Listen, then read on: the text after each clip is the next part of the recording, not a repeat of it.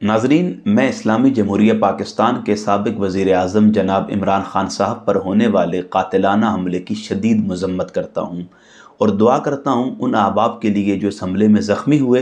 अल्लाह पाक उन्हें शिफा अता फ़रमाए और वो जल्द अज़ जल्द मुस्कुराते चेहरों के साथ अपने घरों को पलटें। और उस जवान को खिराज तासीन पेश करता हूँ जिसने अपनी जान की परवाह न करते हुए इंतहाई जामा मर्दी के साथ इस हमले को नाकाम बनाया। अल्लाह पाक उसे भी सलामत रखे। यकीनन ये मेरा काम नहीं है, मैं कोई न्यूज़ एंकर नहीं हूँ। हाँ, बतौर मुसलमान मेरा फ़र्ज़ मनसबी है कि मैं इस मौका पर कुरान और सुन्नत के मुताबिक अपना मौक़िफ़ वाज़ेह करूँ।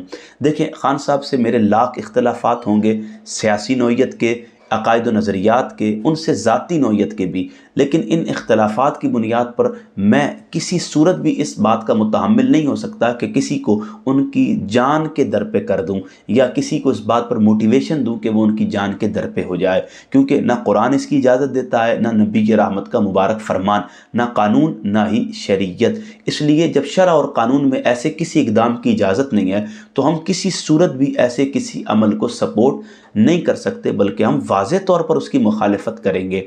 देखें, ख़ान साहब मुल्क पाकिस्तान की सबसे बड़ी सियासी जमात के लीडर हैं।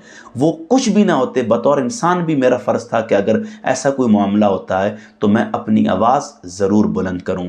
हाँ, इस वीडियो की बुनियाद पर आप मेरे बारे में कोई भी कॉन्सेप्ट डेवलप कर सकते हैं, लेकिन जो लोग मुझे जानते हैं वो ये मानते हैं कि मैं सियासी सरगर्मियों से दूर रहने वाला इंसान हूँ, क्योंकि मुझे इस सियासत की आज तक समझ नहीं आ सकी कि कब दिन है और कब रात, कब उरूज है और कब ज़वाल। मैं इस सियासत से नाबलद हूँ। मैं इसका वाज़ेह ऐलान करता हूँ कि मुझे इसके बारे में कोई इल्म और आगही नहीं है, लेकिन मैंने कुरान और सुन्नत के मुताबिक अपना मौक़िफ़ वाज़ेह कर दिया कि ऐसे इक़दाम की ना तो कुरान इजाज़त देता है, ना नबी के रहमत का मुबारक फरमान, ना कानून और ना ही शरीयत। तो जब इजाज़त नहीं है, इसलिए ऐसे किसी अमल को फ़रोग़ दिया नहीं जा सकता और किसी सूरत भी ऐसे इक़दाम को पजीराई नहीं दी जा सकती। इस गोली के कल्चर को ख़त्म होना चाहिए जो पहले से ख़त्म होने की राहों पर था। उस कल्चर को दोबारा ज़िंदा करके मुल्क पाकिस्तान के इस्तेहकाम को, अमन को तबाह होने नहीं दिया जा सकता। अल्लाह पाक हमें हिम्मत और तौफ़ीक दे कि हम अपने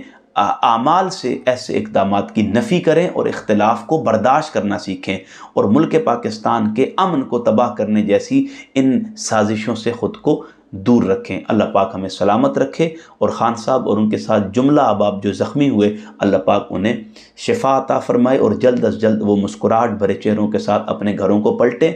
और अगर कोई किसी का जानी नुकसान हुआ तो अल्लाह पाक उसकी बख्शिश व मग़फ़िरत फ़रमाए। आमीन।